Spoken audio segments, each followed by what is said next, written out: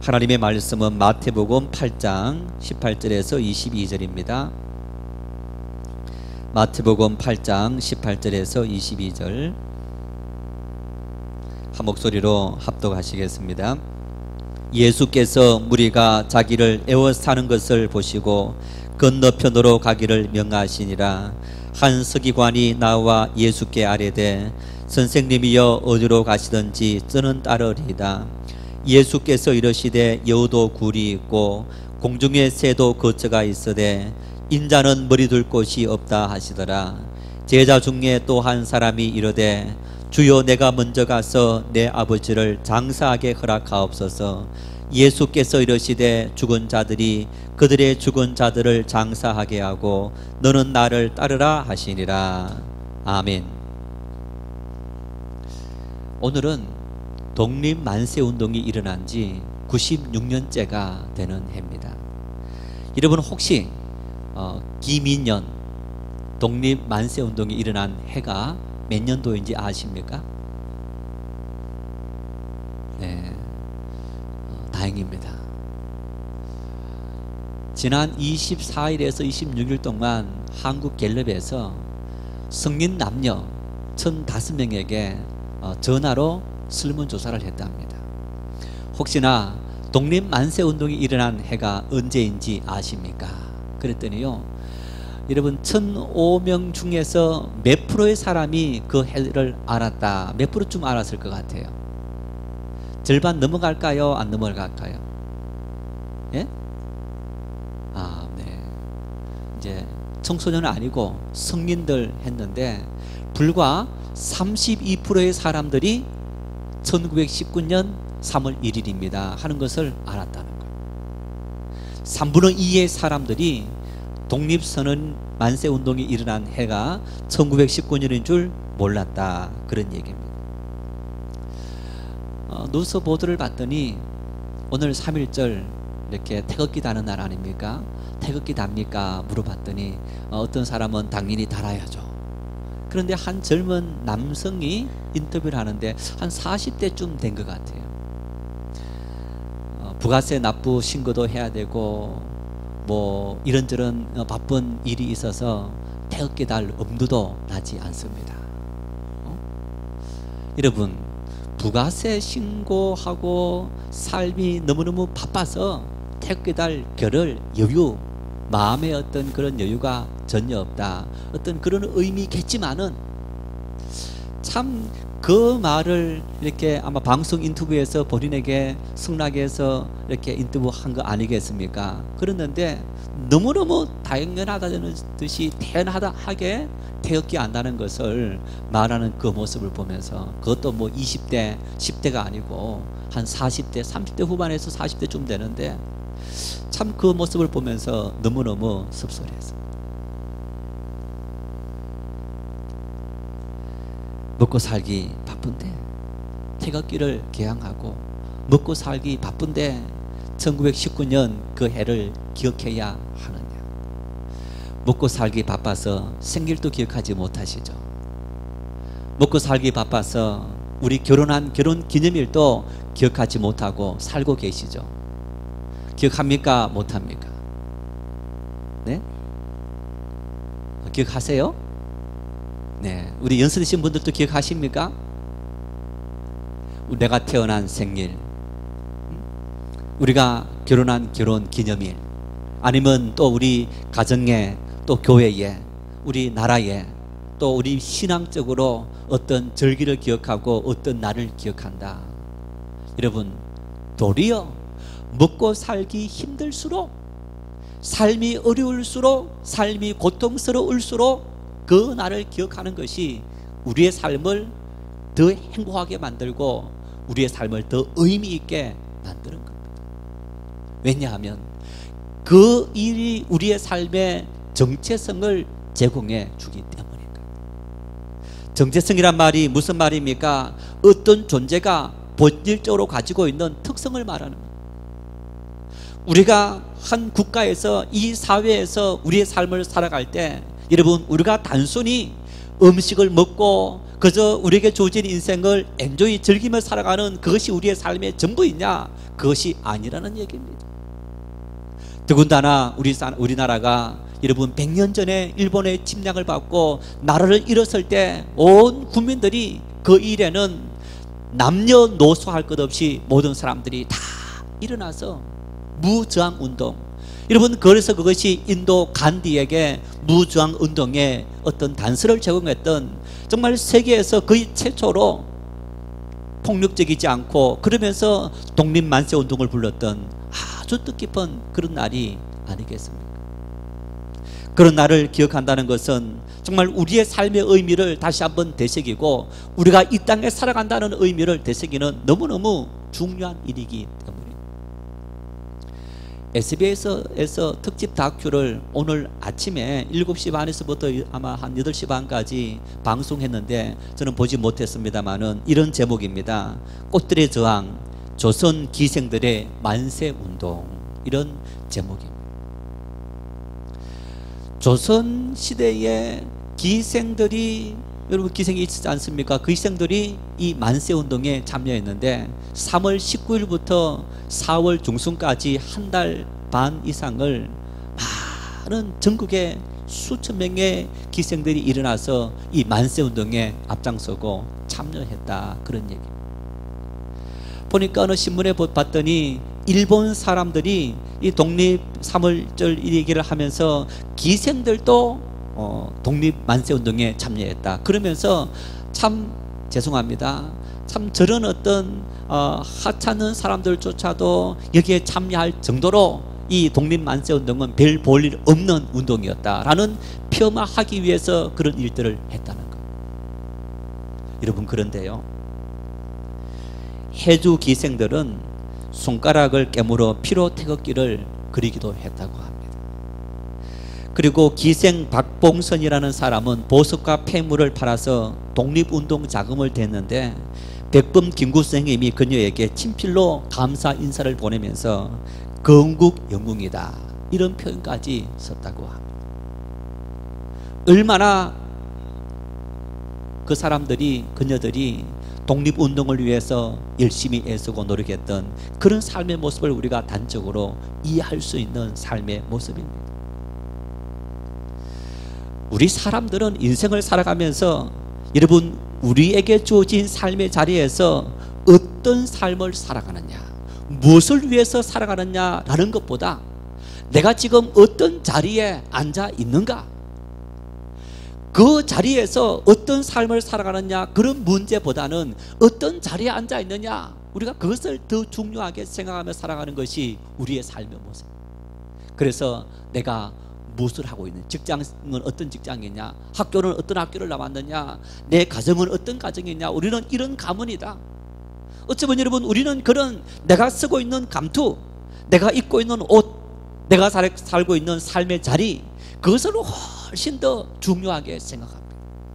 그래서 예를 들어서 내가 사람들에게 존경받는다는 사자, 예를 들어서 뭐 판검사다, 의사다, 교수다, 어쩌면 이런 일들을 하는 사람들은 그 자체가 나를 굉장히 자랑스럽게 여기는 그런 모습을 갖고 있는데, 여러분 보십시오. 그 자리에 있으면서 불의한 방법으로 자기의 이득을 취하고 불의한 방법으로 다른 사람을 돕고 하면서 그 어떤 이득을 받는다. 그 사람이 과연 그 자리가 존경받고 자랑스러운 자리이겠습니까?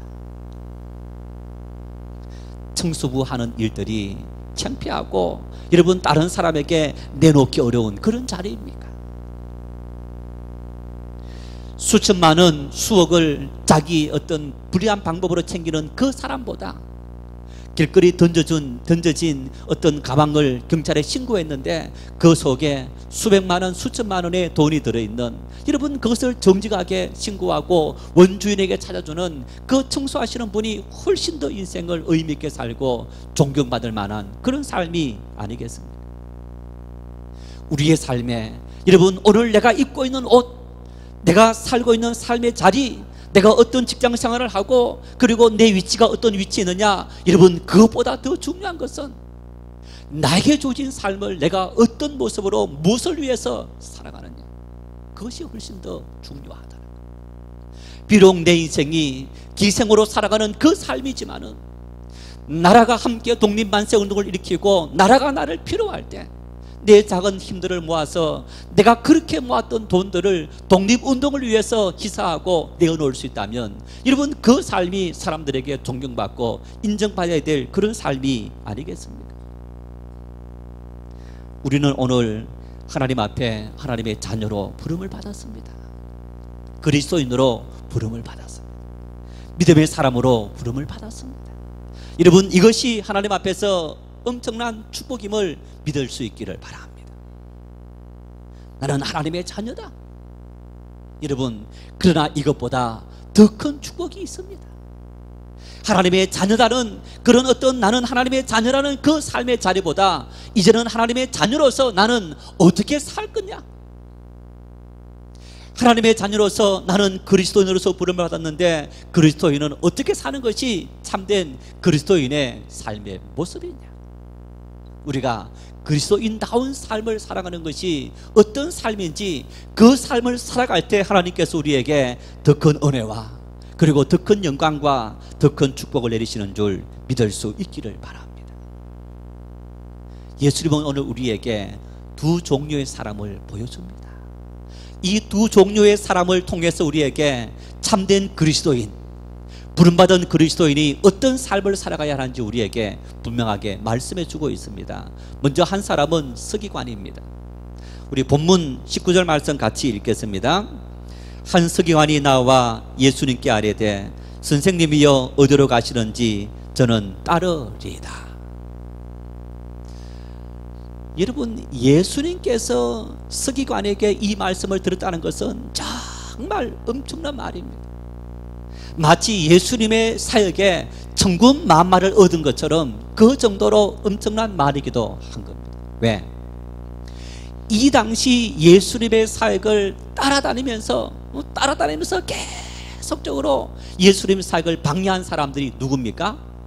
서기관들이었습니다.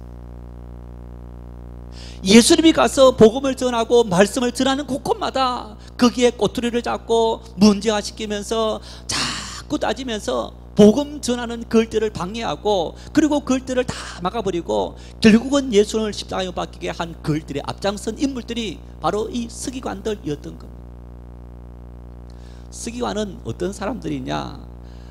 BC 우리 기원전 7세기 6세기에 바벨론 포로 이스라엘이 멸망을 당합니다. 그 바벨론 포로 이후에 다시 예루살렘으로 돌아오게 됐는데 그때부터 생겼던 일들인데 이 사람들은 가장 먼저 성경을 필사하는 뺏기는 작업을 했습니다. 요즘은 타이핑해서 책으로 찍어내지만은 여러분, 기원전 6세기 7세기에는 종이도 없었습니다. 나무에다가 어떤 책을 기록하고 그리고 가죽에다가 책을 기록했는데 직접 하나하나 본인이 다 뺏겨야 됩니다. 성경 그 많은 구약 성경을 여러분 다 뺏긴다. 참 굉장히 많은 시간과 노력이 투자되지 않겠습니까? 뺏기다 보면 어떻게 됩니까? 뺏기다 보면 성경을 잘 알게 됩니다.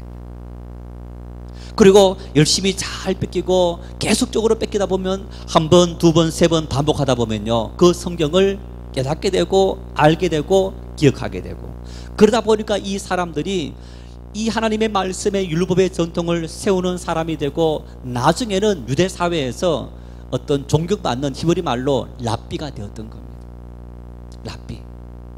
이 서기관은 바로 그런 사람들 중에 한 사람. 그래서 여러분, 이 유대 사회에서 가장 존경받았던 인물들이 바로 이 랍비였는데, 그 랍비들이 자기들의 전통을 깨뜨리고 전통을 재해석하는 그 예수님의 어떤 행동을 보면서 앞장서서 방해했던 그런 인물들이 바로 이 서기관 랍비들이었던 거예요. 여러분, 그런데 이 랍비인 서기관이 예수님을 찾아와서 뭐라 말합니까? 예수님을 뭐라 부릅니까? 선생님, 이렇게 부릅니다. 요즘 우리가 이 사회에서 누군가에게 어떤 중년의 남성에게 부를 때 흔히 부르는 용어가 뭡니까? 예? 예, 사장님, 또 예, 선생님. 흔히 우리가 누군가를 호칭할 때 참 그 사람이 어떤 사람인지 몰라서 부를 때 어디 가면 사장님 제일 많이 부르는 이름, 그 다음에 선생님, 이런 이름. 이 서기관이 예수님을 그런 의미로 흔한 이름으로 선생님이라고 부른 것이 아닙니다. 또 여러분, 우리 학교에서 학생들이 먼저 가르치는 우리 선생님들을 선생님이라고 부르는데 단순히 그런 학생의 의미에서 부르는 이름도 아니었던 겁니다. 왜? 이 서기관은 바로 랍비 선생이었기 때문에, 그 랍비가 선생님이 예수님을 선생님 불렀을 때는요, 가장 존경합니다, 가장 인정합니다, 어떤 그런 의미가 있는 겁니다. 한마디로 말하면 예수님을 방해하던 사람이 앞장서서 예수님을 존중하고 인정하는 이런 모습을 보이니까 예수님께서 얼마나 기뻐합니까? 천국 만마를 얻은 것과 마찬가지인 겁니다. 뿐만 아니라 그 사람이 예수님에게 와서 선생님 할 뿐 아니라 내가 지금부터 당신을 따르겠습니다, 선생님을 따르겠습니다, 정말 두 손 들고 상수를 들고 환영해야 될 그런 일들입니다. 보십시오. 예수님께서 복음을 막 전합니다. 전하고 있는데 서기관에 와서 계속 시비를 걸면 그걸 누가 막아주겠습니까? 같이 따라다니는 이 서기관이 다 막아줄 수 있는 겁니다. 어떤 그런 존재이기 때문에 예수님께서 환영해야 될 텐데 이 서기관이 그런 고백을 하자 예수님께서 어떻게 대답합니까? 20절 말씀을 같이 읽겠습니다. 예수께서 이르시되 여우도 굴이 있고 공중의 새도 거처가 있으되 인자는 머리 둘 곳이 없다 하시더라. 이 서기관의 요청에 대해서 예수님께서 따라오너라 한 겁니까? 따라오지 말아라 한 겁니까? 사실은 이 말씀의 의미는 따라오지 말라는 의미와 거의 대동소이한 말씀이기도 한 겁니다. 여우라는 존재는 여러분 그 당시 사람들에게 많은 피폐를 주는 그런 야생 동물이었고, 새는 동물 짐승 중에서 어떤 가장 하찮은 그런 존재가 바로 새였던 겁니다. 보라, 여우와 새도 자기 굴과 자기 거처가 있는데 나는 내 머리 둘 곳도 없다, 내 거처가 없다는 겁니다. 오늘은 이곳, 내일은 저곳, 이런 곳으로 다닐 수밖에 없는 그런 존재가 바로 나의 존재이다 라고 이야기하는 것. 왜 예수님은 선생님이라고 극존칭을 하면서 내가 지금부터 당신을 따르겠습니다, 그렇게 헌신을 다짐하고 있는 이 사람에게 여도 굴이 있고 하늘의 새들도 거처가 있는데 인자는 머리 둘 곳도 없다, 이런 말씀을 한 겁니까? 내가 나를 따르기 전에 어떠한 희생을 지불하지 아니하면 안 된다는 것을 한번 생각해 보라. 너가 나를 따르기 위해서 너 희생을 각오할 수 있느냐? 너가 나를 따르기 위해서 고난의 그 길을 걸어갈 수 있느냐? 너가 나를 따르기 위해서 너가 지금까지 누려왔던 그 모든 삶의 자리를 벗어버리고 나를 따라올 수 있느냐? 그런 의미가 되는 것. 여러분, 이 말 속에는 이런 의미도 있습니다. 왜 이 서기관이 예수님을 따른다고 했을까? 진정으로 예수님을 존경하는데 무엇을 보고 존중합니까? 예수님께서 말씀을 전할 때에 수많은 사람들이 감동받습니다. 눈물 흘립니다. 그래서 서기관들조차도 근세 있는 새 교훈의 말씀이다라고 이야기하는 것. 뿐만 아니라 그 말씀이 선포되자, 그리고 말씀을 통해서 예수님께서 병든 자를 일으키시고 수없이 많은 이적을 일으킵니다. 그 모습을 보면서 어쩌면 이 서기관이 감동을 받고, 어쩌면 한편으로 그런 기대를 하지 않았겠습니까? 나도 저분을 따라다니고 저분과 함께 하다 보면 저런 능력과, 그리고 사람들에게 존경받는, 더 존경받는 그런 삶을 살아갈 수 있지 않겠느냐. 예수님의 제자들도 3년 동안 예수님을 따라다닙니다. 여러분, 따라다니시고 예수님께서 십자가 지시기 전에 야고보와 요한의 어머니가 뭐라 말합니까? 당신의 날 임하실 때 내 아들 하나는 오른편에 하나는 왼편에 앉혀주십시오. 그러자 제자들이 그 이야기를 듣고 서로 소란이 일어났다는 겁니다. 다 그 자리에 차지하려고. 3년 동안 예수님을 따라다녔던 제자들조차도 예수님을 따르는 길이 어떤 길인지 제대로 이해하지 못했다는 얘기입니다. 하물며 서기관이 예수님을 따른다는 것이 어떤 의미인지, 어쩌면 예수님의 영광을 보고 예수님의 존경받는 것을 보고 능력을 보고 나도 그런 삶을 살아갈 수 있지 않겠느냐, 그런 어떤 생각을 하게 되었다는 것. 마태복음 10장 38절입니다. 같이 읽겠습니다. 또 자기 십자가를 지고 나를 따르지 않는 자도 내게 합당하지 아니하니라. 예수님께서 뭐라 말씀합니까? 자기 십자가를 지고 나를 따르지 않는 사람은 나에게 합당하지 아니하다. 이 서기관은 어쩌면 여러분 십자가 없는 영광을 바랐을 겁니다. 십자가 없는 존경을 바랬고 십자가 없는 능력을 바랐을 겁니다. 그러나 예수님은 이 사람에게 뭐라 말합니까? 고난의 길 십자가를 짊어지고 나를 따라와야만 너가 내 영광에 참여하고 십자가 그 길을 통해서만 내 삶을 통해 모든 영광 얻는 그런 삶을 살아갈 수 있다라고 이야기하고 있습니다. 세상의 모든 일들은요, 여러분 땀 흘려 애쓰고 노력한 그 대가로 열매를 거두게 되는 겁니다. 아무리 뛰어난 천재라 할지라도 열심히 땀 흘려 공부하고 인내하면서 공부해야만 그 어떤 결과를 거둘 수 있게 되고, 여러분 우리가 직장에서 일터에서 일하는 것도 열심히 일해야만 그 수고의 대가를 풍성히 받아 누릴 수 있게 되는 겁니다.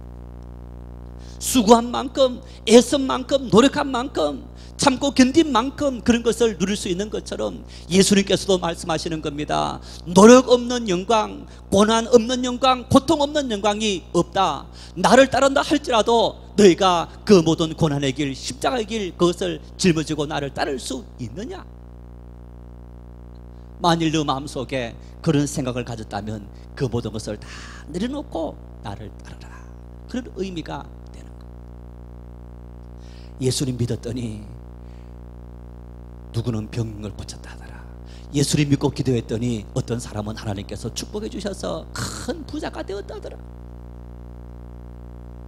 여러분, 그분들이 병을 고치기까지, 그분들이 그런 부자가 되기까지 하나님 앞에서 자기 십자가를 짊어지고 걸어갔던 그 속내면까지도 우리가 이해하고 하나님의 영광에 참여할 수 있는 그런 사람이 될 수 있어야 하는 것. 하나님은 우리 세상에서 주는 몇 프로의 이자가 아니라 100배, 60배, 30배 하나님께서 은혜를 풍성히 부어주시는데, 하나님의 방식대로, 하늘의 방식대로 풍성히 부어주시는데, 여러분 그 길 역시 마찬가지로 예수님과 함께 십자가의 길을 걸어가는 사람에게 주님은 우리에게 그런 은혜를 주시는 줄 믿을 수 있기를 바랍니다. 하나님의 교회에 책임을 회피하고, 믿는 그리스도인으로서 책임을 회피하고, 어떤 영광만 취하고 기쁨만 취하고 열매만 취하려고 할 때, 여러분 알맹이 없는 열매, 바람에 불면 날아가 버릴 그런 열매밖에 우리가 쭉정이밖에 거둘 것이 없게 된다는 말씀이 바로 이 말씀인가. 두 번째 한 사람은 바로 예수님을 따르던 제자였습니다. 물론 이 제자는 12제자 중에서 한 사람이 아니라 하나님의 은혜를 받고 그저 자기가 자의적으로 따르던 그런 믿는 사람이다, 이렇게 말할 수 있습니다. 역시 이 사람도 예수님을 찾아와서 이렇게 이야기합니다. 21절 말씀입니다. 같이 읽겠습니다. 제자 중에 또 한 사람이 이르되 주여 내가 먼저 가서 내 아버지를 장사하게 허락하옵소서. 어떻게 해야 되겠습니까? 주여 내가 먼저 가서 내 아버지를 장사하게 해 주십시오. 장사해야 됩니까? 하지 말아야 됩니까?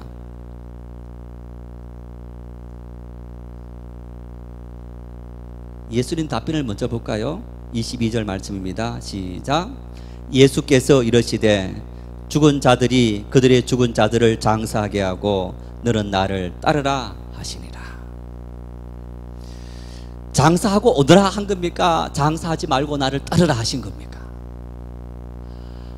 이제는 우리 예수님 믿으면 부모 장례도 치르지 말아야 되겠네요.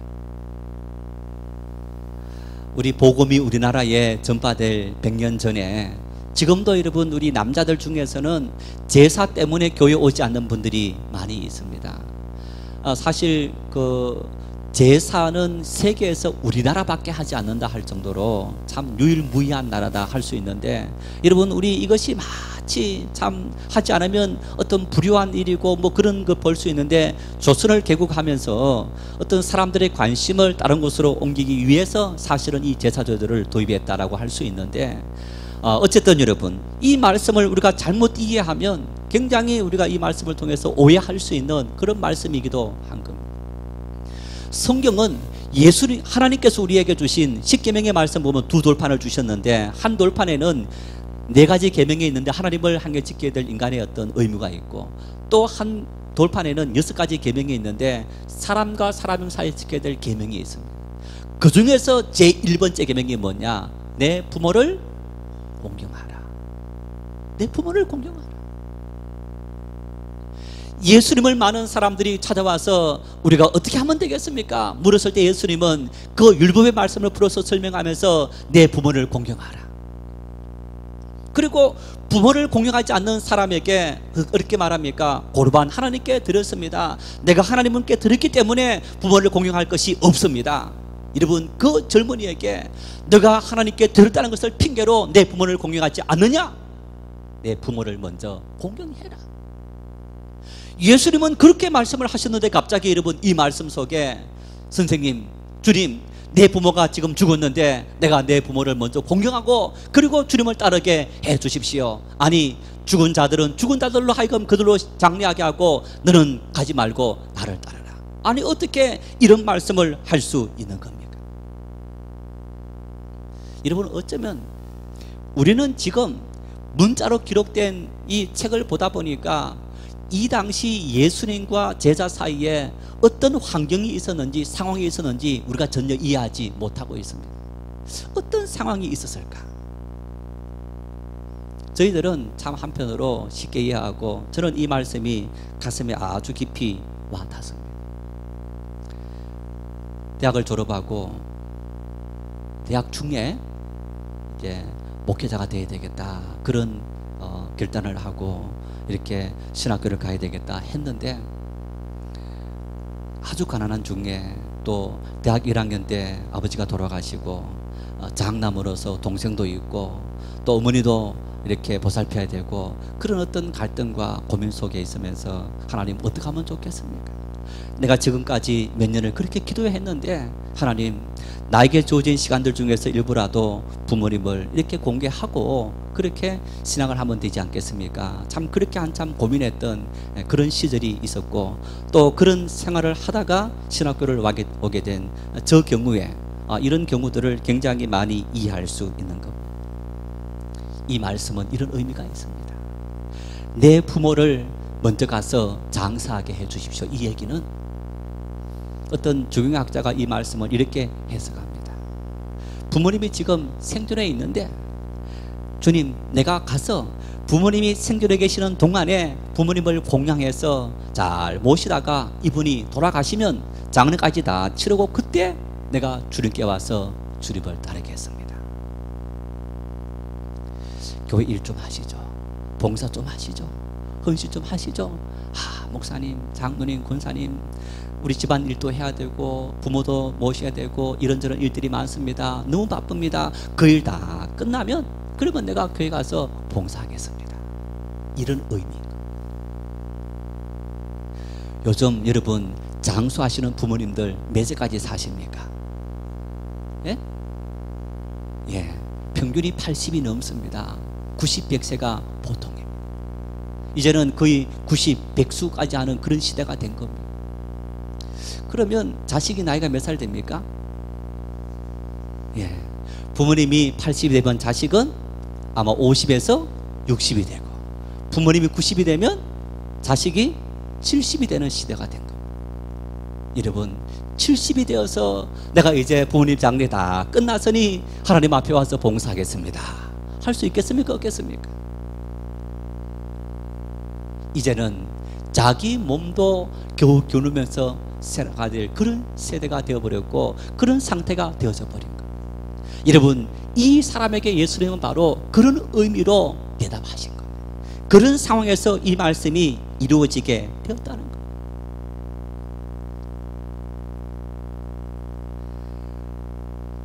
마태복음 6장 33절 말씀에 같이 한번 읽을까요?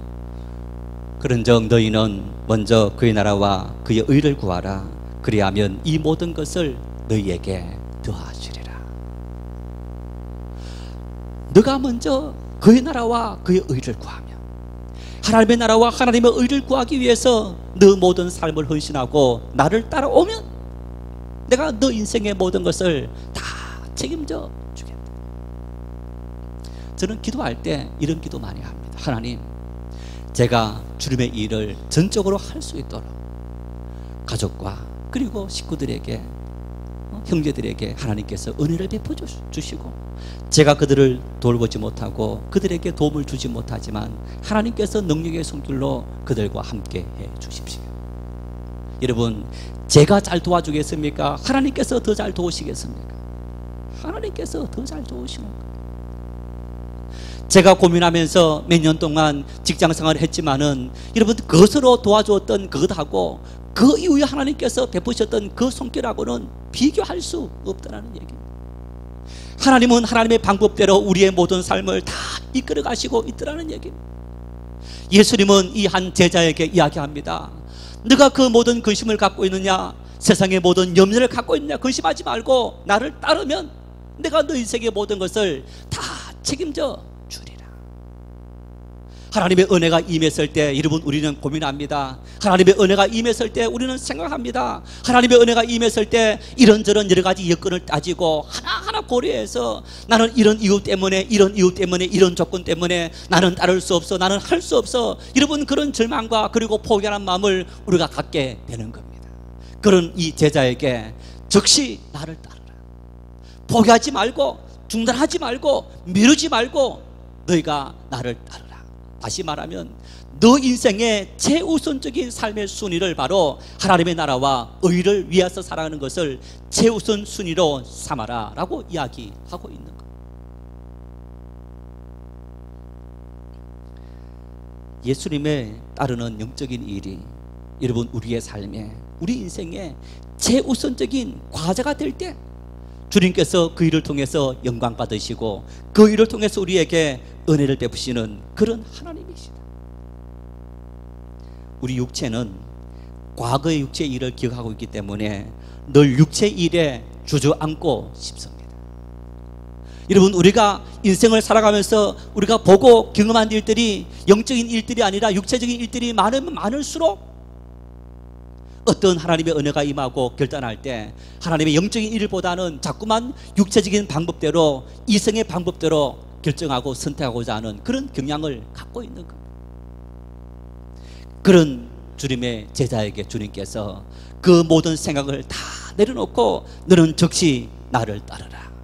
하나님의 은혜가 임할 때, 하나님의 역사가 임할 때 주여 제가 순종하겠습니다 결단할 수 있는 그런 믿음의 사람들 될 수 있기를 바랍니다.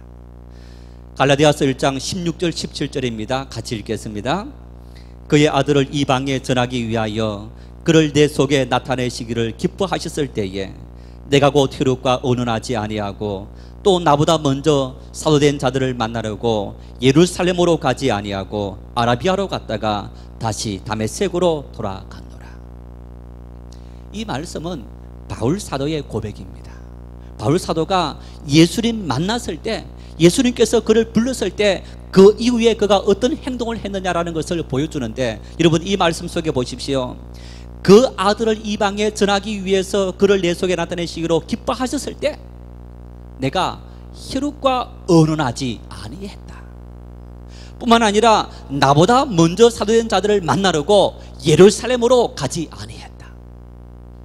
내 가족의 문제도 고민하지 않고 내 주변의 환경도 고민하지 않고 하나님의 말씀이 나에게 떨어질 때, 임할 때 내가 그 즉시로 순종해서 어디로 갔느냐? 아라비아로 갔더라. 아라비아 광야를 말합니다. 요즘 말로 하면요, 하나님의 은혜가 임하고 나에게 사명을 감당해라라고 했을 때에 내가 신학교 가서 3년 동안 훈련받았다, 교육받았다, 그런 의미가 되는 거예요. 여러분, 그 일들을 선택할 때 내 혈육과 언언하지 않았다라는 얘기는 혈육과 상의했다, 혈육의 환경이라든가 여러 가지 모든 여건들을 고민하지 아니했다는 얘기입니다. 사회적인 모든 통념들을 생각하지 않고 친구와 그리고 어떤 나를 알고 있는 선후배와 언언하지 아니하고 하나님 말씀이 임했을 때 그 말씀 앞에 즉시 내가 순종했더라. 바울 사도같이 위대한 선교자, 바울 사도같이 위대한 신학자, 바울 사도같이 위대한 목회자, 여러분 그 그 인물은 바로 이렇게 하나님의 말씀이, 주의 말씀이 그에게 임했을 때 즉시 순종하고 하나님 말씀 앞에 자신의 모든 삶을 다 맡겼을 때, 하나님의 나라와 그 의를 먼저 생각했을 때 하나님은 그에게 그런 은혜를 주신 줄 믿을 수 있기를 바랍니다. 근대 선교의 아버지라는 인물이 윌리엄 캐리라는 분입니다. 이 윌리엄 캐리는 영국 사람인데 18세기 1700년 시절에 영국의 선교사로 갔습니다. 여러분, 이 윌리엄 캐리가 40년 동안 영국에서 선교 사역을 하면서 몇 개 언어로 성경을 번역했느냐? 40개 언어로 성경을 번역했어요. 그 중에서 성경 창세기부터 요한계시록까지 성경 완역을 한 언어가 6종류이고 나머지는 뭐 쪽복음 아니면 누가복음 이렇게 필요할 때 번역을 했는데, 한 사람이 생애를 살아가면서 여러분 40개 언어로 성경을 번역했다. 정말 대단한 거. 윌리엄 캐리는 이 당시에 영국에 살면서 아주 이렇게 부모로부터 공부를 많이 받고 사회로부터 공부를 많이 받은 똑똑한 사람이었느냐? 여러분, 윌리엄 캐리가 무슨 직업인 줄 아세요? 선교사 가기 전에 구두 수선공이었어요. 윌리엄 캐리는 자기 구두방도 있는 것이 아니고 다른 사람 사장이 있는 구두방에 들어가서 구두 점원으로 일하면서 구두를 수선하는 그 일들을 했던 인물이 바로 윌리엄 캐리였던 거예요. 그런 자기의 어떤 참 환경 속에서도 구두를 키우면서 성경을 펴놓고 읽으면서 그런 삶을 살았고, 그리고 일을 마치고는 늘 선교단체 교회 가서 기도하고 그 선교 모임에 참여하면서 함께 기도했던 그때, 그 선교 모임에서 우리가 선교사를 파송하자 그런 생각이 이야기가 나와서 누가 갈까? 그러다가 이 윌리엄 캐리에게 가라 그런 어떤 언론들이 모아지게 된 거예요. 여러분 생각해 보십시오. 이 윌리엄 캐리가 선교지 가서 인도 가서 뭘 하겠습니까? 구두 짚는 사람이 뭘 하겠습니까?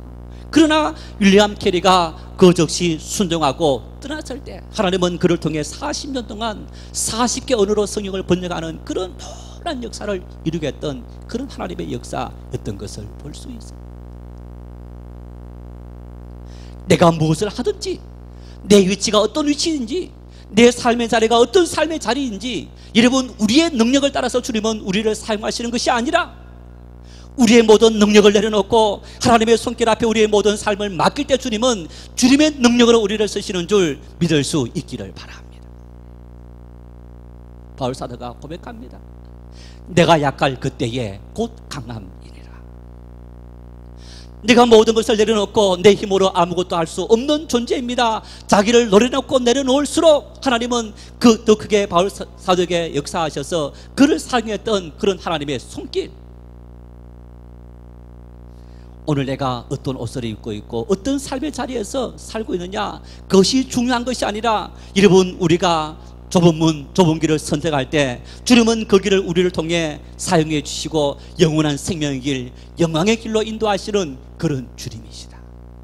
그래서 여러분 우리가 몇 주 전에 말씀을 함께 나눴습니다마는 마태복음 7장 13절 14절 말씀 같이 읽겠습니다. 좁은 문으로 들어가라. 멸망으로 인도하는 문은 크고 그 길이 넓어 그리로 들어가는 자가 많고 생명으로 인도하는 문은 좁고 길이 협착하여 찾는 자가 적음이라. 나는 어떻게 할 거냐? 여러분은 어떻게 할 거냐? 우리는 어떻게 할 거냐? 영원한 생명을 원하십니까? 하나님의 은혜를 원하십니까? 좁은 문, 좁은 길을 선택하고 우리를 비우는 작업을 할 때 하나님은 우리에게 능력을 주시고 은혜를 주시는 그 은총을 누리게 됩니다. 그래서 바울 사도가 이렇게 고백합니다. 로마서 8장 18절입니다. 같이 읽겠습니다. 생각하건대 현재 고난은 장차 우리에게 나타날 영광과 비교할 수 없도다. 할렐루야. 현재 우리가 주님을 위해서 당하는 고난은, 우리가 현재 주님을 위해서 십자가를 짊어질 때, 우리가 주를 위해서 헌신을 선택하고 주를 위해서 우리가 모든 삶을 맡기고 살아갈 때 여러분 앞으로 우리가 누리게 될 그 영광은 이 땅에서 지금 우리가 갖고 있는 그 어떤 것하고 좋게 비교할 수 없는 은혜로 우리에게 은혜를 주시는 하나님이시라는 사실. 지금의 안일, 지금의 쾌락, 지금의 평안함을 위해서 영원의 하나님의 축복을 포기하는 어리석은 사람이 되지 마시고, 여러분 우리의 환경, 우리의 능력, 우리의 여건을 보지 아니하시고 우리가 전적으로 주님을 순종할 때 우리를 당신의 능력으로 사용하시는 주님 앞에 쓰임받아서 하나님의 영광, 이 땅에 어떤 것하고도 비교할 수 없는 하나님의 은혜를 풍성히 누리는 믿음의 축복이 우리 모두에게 넘칠 수 있기를 축원합니다.